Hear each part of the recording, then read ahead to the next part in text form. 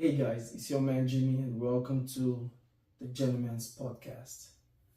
Today I'm going to be talking about UFC 305, and it is very interesting take. I've been waiting for a while to do this one. I did a video with my wife for this fight, but it wasn't audible enough, so I took it off the channel. But hey, this one you want to sit out for. You want to watch this video. Don't forget subscribe, like, and share this video, okay? It helps grow the channel. I just started. I need your love and your support, okay? Now let's get into it. UFC 305, the Ultimate Fighting Championship between champion Dricus versus Isreal. I'm not going to be biased in this analysis. I'm just going to be factual. Bear with me. So before this fight, I said to myself, for those of you who know Isreal, what is the motivating factor for Isreal for this fight? Because every one of Isreal's fights, Isreal comes with a source of motivation. Against the Strickland fight, there was definitely no motivation at all, zero. You could literally see it in him.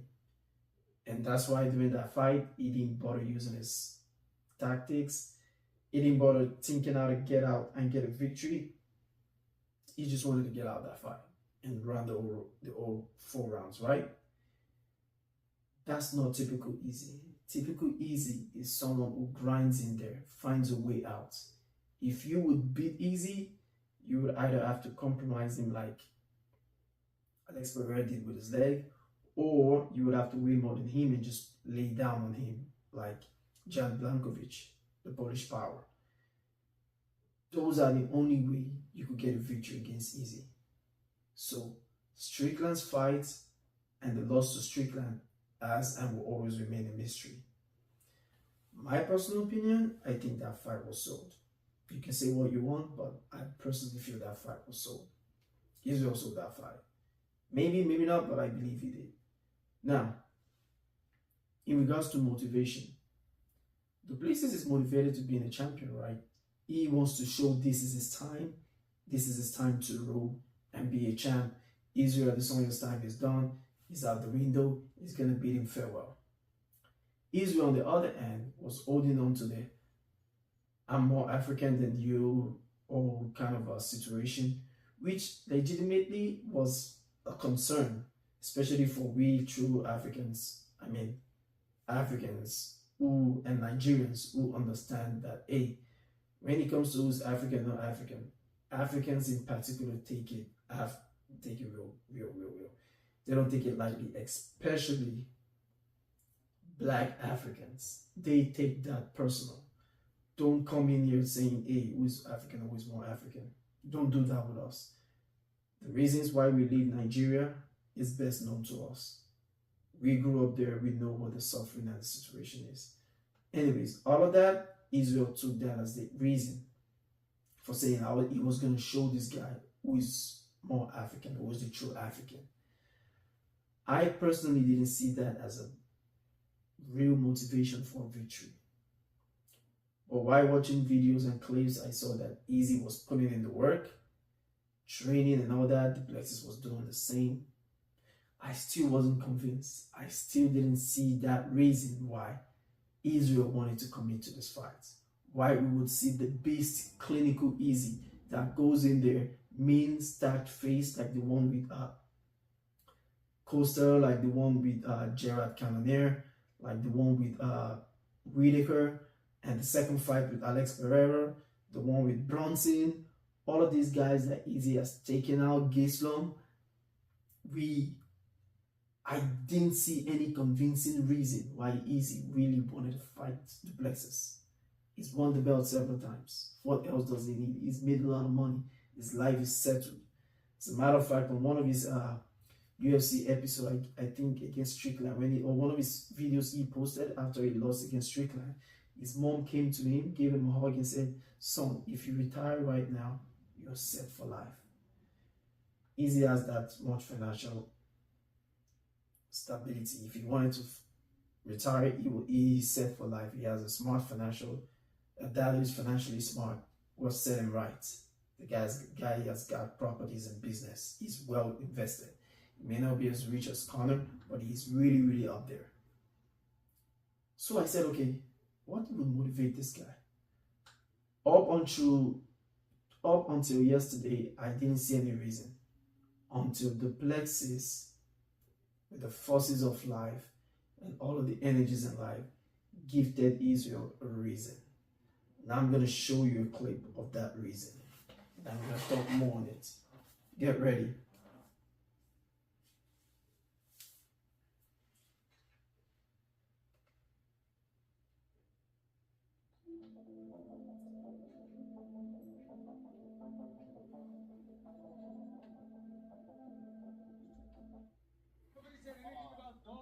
Chill out.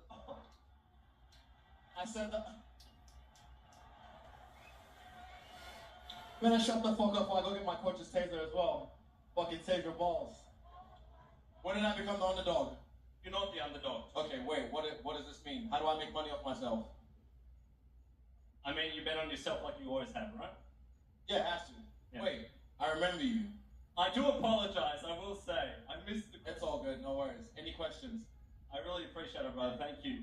This has been made about culture. We didn't want to make it about culture, but someone made it about culture. Amen. So here we are. The question for you is: I grew up. My parents were in Nigeria. They obviously moved to a country as well to better themselves. When you win the belt again, do you plan on taking it back to Africa again?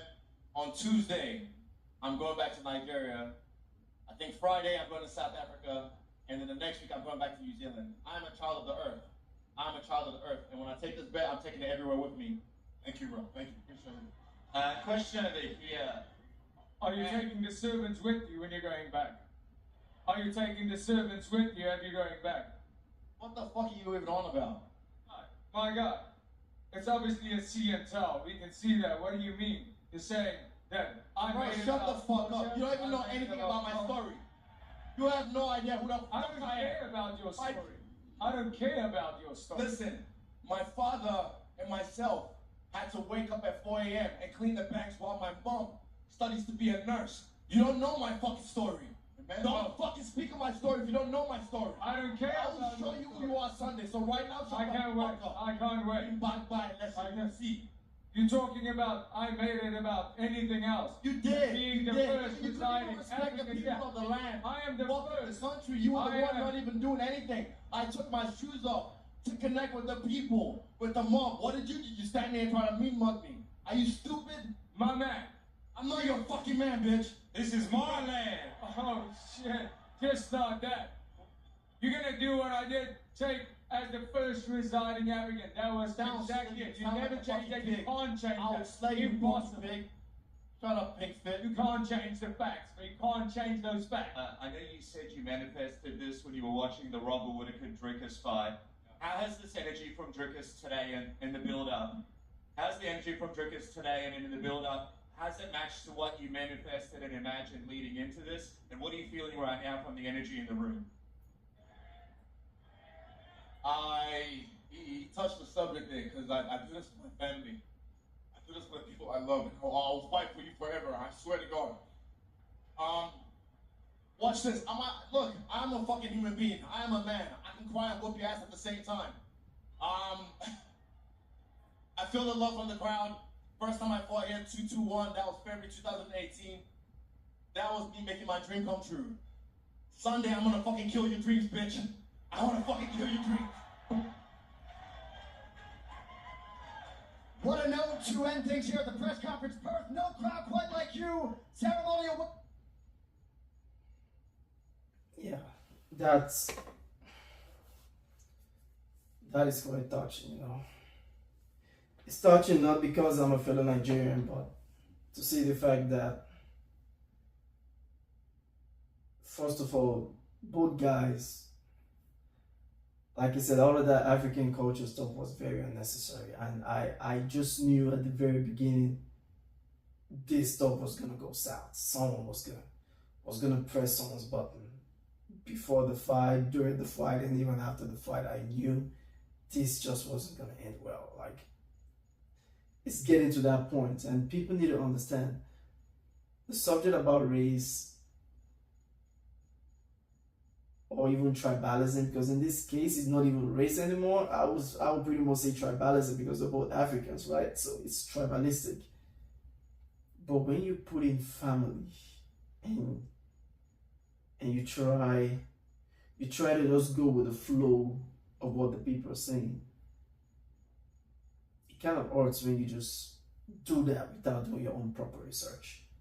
I also don't blame the internet though. I don't blame the internet because Easy was the one who put out a video and didn't give proper explanation of what he was saying when he meant savants. So let me help you clear that out or clear that up. As a Nigerian, it doesn't matter how much your family has financially. Even if your family is just living above the minimum wage, middle class, or just a little tad rich, you cannot compare that wealth in Nigeria, especially from middle class downwards, to the middle class in America or in a civilized country, even like South Africa, because Nigerians migrate to South Africa. That just shows you how better South Africa is compared to Nigeria. So Duplexis has no say when it comes to economic conditions of South Africa and Nigeria. The better country is where people migrate to in it, and people migrate from Nigeria to South Africa in drones looking for a better opportunity. So starting off from where they both started from, Duplexis has a more economic and financial advantage compared to Easy. But like I was saying, in Nigeria, even if you're below average, just above average, middle class, whatever your class is, it is pretty easy to have maids. We call them maids, not servants. Maids. And you can have maids in several ways. A maid could be a far distant relation's daughter or son that the family is so impoverished in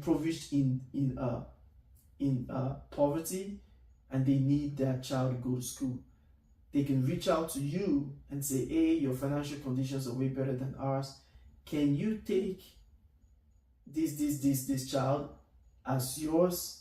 Why they help you at home and take care of course and keep your own money, take care of your kids? You then pay us the favor of sending them to school. Then they become mates. That's one way to put it. Another is they literally tell you, hey, if you need help, this person is willing to help. All you have to do is pay them this certain amount, send the money back home, send the money back to the village where the parents of that maids are, but they will be there to you and work for you. That's one other way, which is the most popular way people get maids in Nigeria. So you don't have to be wealthy to have maids. You don't have to be living a lavish lifestyle or be wealthy in millions of naira or millions of dollars to have maids in Nigeria. It's a common practice. Anyone can have maids. Literally anyone, through any of the circumstances I just gave to you. Your distant relation, even your brother or your sister who wants their child living in a better life because you live in the city, they will tell the child to come live with you. And if you're working class person, you have a family, they will help take care of your family while they go to school as well, right? So that's pretty much how maids are gotten in Nigeria. So to think that Easy is privileged or if they lived a very wonderful life, that's why he had maids and he called them servants, that's wrong. He didn't go into it. He didn't want to go into it. And one thing I've come to realize about Easy is Easy created this persona that's haunting him right now. That persona of, I don't care, I'm just gonna put up a front, like everything is okay with me. And that's not true to him. This is Easy. After the Strickland fight, this is the Easy.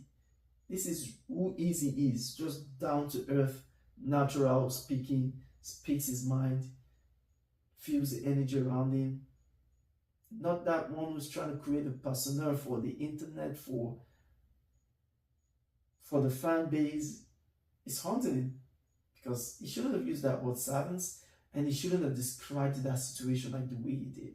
He should have been just honest enough to tell people if he wanted to talk that subject of how difficult it was. Like myself, I didn't grow up in a poor family, but the struggles that my family had as a result of the mistakes and the errors and the way the family was managed, it was a hell. A big hell. Coupled with the financial situation of looking for a job after graduating from a university with a good grade, the corruption, the failed system over there, it's a whole different ballgame of suffering.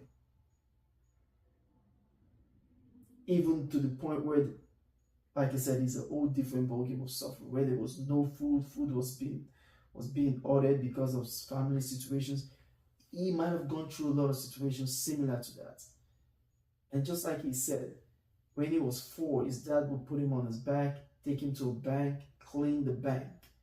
Was his dad a janitor in New Zealand at that point? Or was the dad a janitor in Nigeria? Or what circumstances would involve the dad cleaning the bank while the mom was trying to be a nurse? So they and him being the first child, there definitely has been a level of struggle that he and his family had endured. And Drake was just throwing that out there without doing proper research and just going off of what the internet trolls are saying. To me, is a low blow. It's a very low blow and a very, very immature stuff for someone like Duplessis to say. But it's the fight game. On the other hand, there's no maturity. It's all BS. It's all, according to them, it's all mind games. But look at Conor, for example. That's why people will never take Conor serious. Because when he was doing the shit talks he was doing, he came to a stop when he met Habib, who had structure. Habib had structure. Habib was cultured. You don't say certain things to a Russian, to a Dagestani. The certain things you don't say, they will not tolerate that.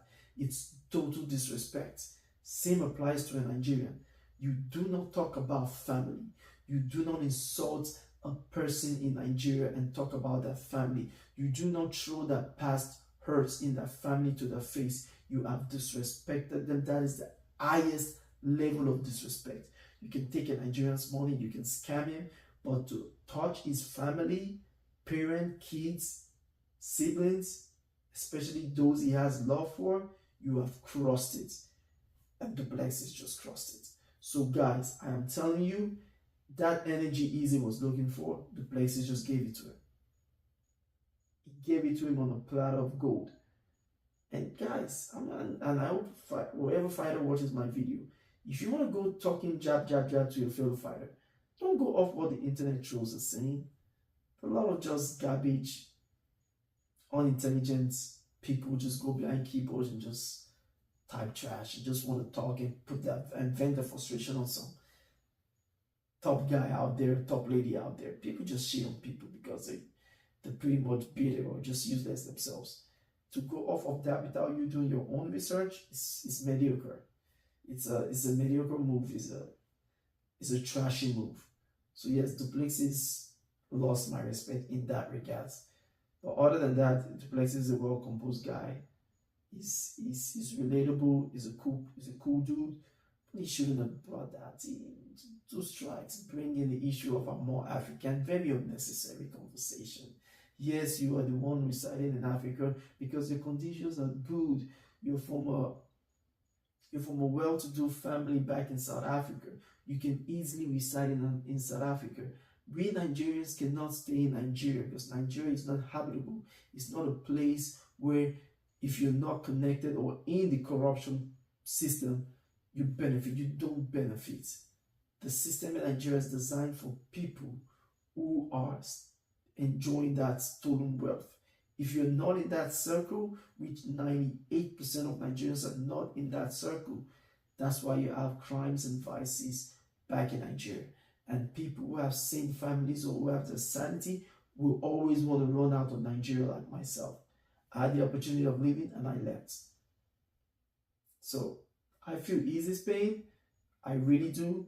And this guy just brought out something he should have brought out easy. Now he brought a fight. UFC 305 is going to be a banger. It's going to be bang, bang, boom. And guess what? Come back to my channel and go in the comment section. And please be honest to say you called it. Easy is going to F him up.